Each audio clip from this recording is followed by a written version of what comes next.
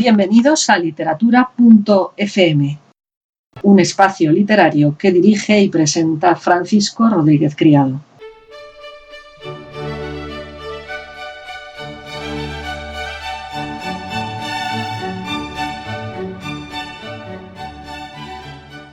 Bueno, pues aquí estamos en un nuevo episodio de literatura.fm. Hoy vamos a retomar uno de los asuntos que más nos importan en este podcast, que es el de la redacción, de la buena redacción, de la corrección de textos. Y hoy lo que voy a hacer es explicar concretamente qué no es una corrección de estilo, ¿no? Parece que el título así es un poco raro, pero ya sí que he explicado en numerosas ocasiones en qué consiste la corrección de textos, una corrección profesional, no la típica corrección que te hace el amigo porque crees que lee mucho o por lo que sea, sino una corrección profesional, ¿no? Con todas las herramientas y con todos los conocimientos necesarios. Y lo que toca ahora exactamente es explicar qué no es una corrección de estilo, ¿no? Me propuse hacerlo, este podcast, hace poco tiempo, hace unos días, teniendo en cuenta que todavía la profesión del corrector, aunque está en alza, y realmente lo está, sigue siendo bastante desconocida, entre otros motivos, porque hay personas, hay autores, o hay empresas, o blogueros, o lo que sea, que nunca han solicitado los servicios de un corrector y por tanto no conocen bien exactamente de qué va el asunto, ¿no? Los pocos desencuentros que yo he tenido con clientes ha sido precisamente porque ellos no sabían exactamente cuál era mi misión y cuál no era mi misión, ¿no? Sigue habiendo bastantes dudas, pues, acerca de qué es un corrector y sobre todo acerca de qué no es un corrector.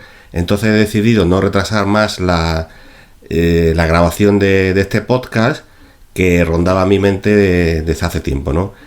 Y sucede que hace como 10 días, sin ir más lejos, me preguntaba un posible cliente por correo electrónico si la corrección del libro la haríamos los dos juntos, aquí entre comillas, usted corrigiendo y yo aclarando ideas, o si usted solo se hará cargo de ella, ¿no? Eso es lo que me decía el posible cliente, al que le respondí más o menos lo que voy a explicar en este podcast, y luego ni siquiera me pidió el presupuesto, con lo cual creo que conviene, que es muy pertinente este podcast, ¿no? Al leer ese email de ese cliente, las alarmas de cualquier corrector con cierta experiencia se activan. Al fin y al cabo, ¿por qué iba a necesitar el corrector la ayuda del autor para hacer la corrección? A ver, expliquemos. Es obvio que en asuntos puntuales deberá consultar al autor. Por ejemplo, quiere que deje los pronombres demostrativos con tilde. Seguimos los consejos de la RAE y le quitamos la tilde al adverbio solo. ¿Qué quiso decir en esta frase que no la acabo de entender? Resulta que este término que utiliza determinado autor solo es moneda corriente en países latinoamericanos, pero por ejemplo en España no se entiende. Quiere que lo dejemos tal como está o le buscamos una alternativa. Es decir, las consultas del corrector al autor, pues tiene que hacer varias, ¿no? Más que nada porque algo de interacción debe haber entre los dos, ¿no? Así que, como digo, este tipo de consultas al autor no solo son convenientes, sino también son necesarias. Sería una pérdida de tiempo, por ejemplo, eliminar la tilde en el adverbio solo si el autor le gusta ponérsela, ¿no? Bueno, ya sabéis que a partir de 2010 la RAE ya recomendaba de manera más o menos tajante la eliminación de la tilde en solo en los adverbios. En los adjetivos nunca la ha llevado, ¿no? Entonces es mejor no perder el tiempo, comentárselo al autor antes incluso de empezar la corrección, y en algunos casos también hay que unificar criterios, porque hay gente que, bueno, en el adverbio solo, que según la RAE ahora no se le pone, pues se lo pone unas veces y otras veces no, con lo cual genera desconfianza en el lector, ¿no? Así que dentro de un orden será el propio corrector quien sienta la necesidad de que el autor marque algunas líneas que seguir, ¿no? Eso yo creo que ya está claro. Ahora bien, el corrector trabaja solo. No necesita al autor para corregir un texto, de igual manera que el autor no necesita al corrector cuando escribe una novela. Lo va a necesitar después pero no en el momento de la creación. Así que hay que aclarar que el corrector de estilo no interviene en la creación de la obra de sus clientes ni antes, ni durante, ni después. Diré más, la mayoría de los correctores que conozco no son creadores, no son escritores, y se limitan, que no es poco, eso de limitan no tiene ningún carácter peyorativo, a corregir los libros de los demás. Yo me estoy acordando de cierta ocasión de hace como 4 o 5 años que me preguntó una persona que yo no conocía, intuí que sería quizá un señor mayor, que me escribió desde Extremadura, yo soy extremeño, y me preguntó que dónde vivía para que pudiéramos hacer la corrección codo con codo. O sea, el hombre pretendía que yo me sentara a su mesa, digamos, ¿no? Entonces este tipo de cosas pues conviene explicarlas, ¿no? Yo ni siquiera vivía entonces ya en Extremadura, pero aunque viva en Extremadura, el corrector trabaja solo, ¿no? Pues lo que ya sabéis, si seguís este podcast, el corrector se va a encargar de eliminar faltas de ortografía, redundancias, errores ortotipográficos, mejorar la puntuación, señalar posibles incoherencias conceptuales, cambiar formas verbales inadecuadas, reformular alguna frase para que se entienda mejor, distinguir entre palabras con grafía muy parecida pero con distintos significados, etcétera, ¿no? Entonces son muchas de las cosas que se hacen en una corrección de estilo. Si se trata de una corrección ortotipográfica que es más económica, pues muchas de estas cosas no se hacen. La ortotipográfica es más básica y se recomienda pues ya cuando el texto ya está más o menos corregido, hay que darle un último repaso, ¿no? Así que ya digo que todas estas cosas las hará un corrector si es un profesional bien preparado y no va a necesitar hacerlo en colaboración con el autor, lo hará por sí solo, pues esa es su tarea y no otra. Insistimos en que tendrá que hacer alguna consulta, ¿no? Pero no es un trabajo a 4 manos, ¿no? Entonces, ¿qué es lo que demanda el autor cuando quiere mayor colaboración? Pues después de tanta experiencia, creo estar en disposición de responder a esta pregunta. Lo que ciertos autores buscan es que el corrector haga tareas que no son de su ámbito. Y aquí está el motivo por qué grabo este podcast, que he titulado que no es una corrección de estilo. Así que es posible que el corrector necesitado de encargos o con poca experiencia en este sector se muestre excesivamente predispuesto a atender las necesidades del autor y se comprometa a hacer más de lo que debería, aunque luego, ese es el problema, no sea capaz de hacer lo prometido o no lo haga de manera eficiente, ¿no?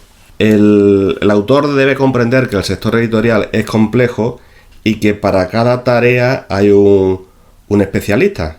No tiene sentido pedirle al corrector que se encargue de la maquetación, que le haga comentarios sesudos sobre la novela, ni que le dé consejos sobre cómo mejorarla. Estas no son tareas propias del corrector, como tampoco lo son analizar el papel de los personajes ni redactar una propuesta de edición, que son muchas cosas. En principio, el corrector se limita a corregir. Corrector, corregir. Yo, para evitar conflictos, prefiero mostrarme realista desde el primer momento y explicar algo obvio, que el corrector, como digo, se limita a corregir.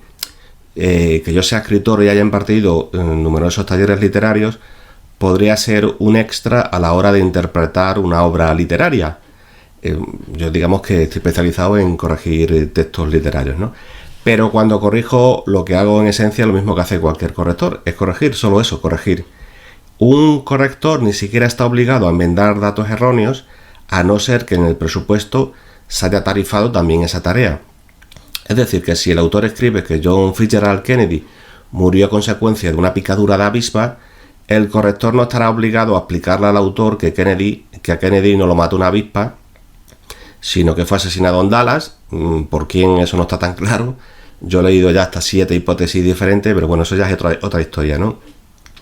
Yo tendría que asegurarme de que están bien escritos el nombre y los apellidos del presidente de Estados Unidos, del expresidente, que murió lleva tilde, o que avispa está escrita con V, no con B. En mi caso, por supuesto, yo alertaría al autor de que el dato que aporta sobre la muerte de Kennedy es incorrecto, pero ya digo, lo haría por voluntad propia, no porque fuera mi obligación como corrector, a no ser, insisto, que la verificación de datos estuviera tarifada en el presupuesto. Imaginemos que el autor dice, bueno, que aparte de la corrección quiero que repase todos los datos porque hay bastantes datos en este documento, en este escrito, en esta novela, en este ensayo, y quiero que la tarea del corrector, además de corregir, sea verificar, ¿no? Para que sea un control de calidad añadido, ¿no? Entonces, pues vale, tendrá sentido, ¿no? Pues ya digo que el autor no está, el corrector no está obligado a hacer esa verificación de datos, porque si no se contrata otra cosa, su objetivo es simplemente corregir. Me gustaría completar esta explicación con un ejemplo muy gráfico. Un corrector de estilo se parece mucho más al profesor severo que corrige un examen bolígrafo rojo en mano que al colega que te chiva las respuestas a través de un pinganillo. Contratar los servicios de un corrector no puede ser una excusa para que el autor se libere de sus obligaciones creativas. El primero es tan solo un apoyo del segundo en asuntos lingüísticos.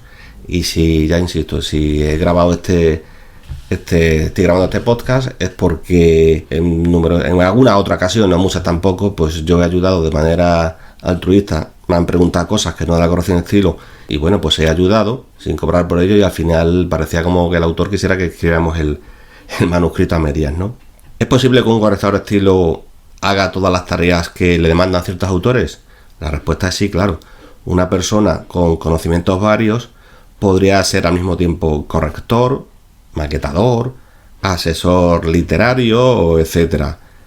Le podría hasta hacer el ebook para publicarlo en Amazon, otra plataforma. Le podría hacer muchas cosas, pero cuando le pida al autor 2.500 euros en vez de, por ejemplo, 500, que es un decir, todo depende del presupuesto, de si es más extenso o menos el manuscrito, igual el autor le espeta al corrector: santo Dios, limítese usted a corregir. En fin, estas cosas, digo, conviene saberlas desde el principio, por eso de que más vale prevenir que curar.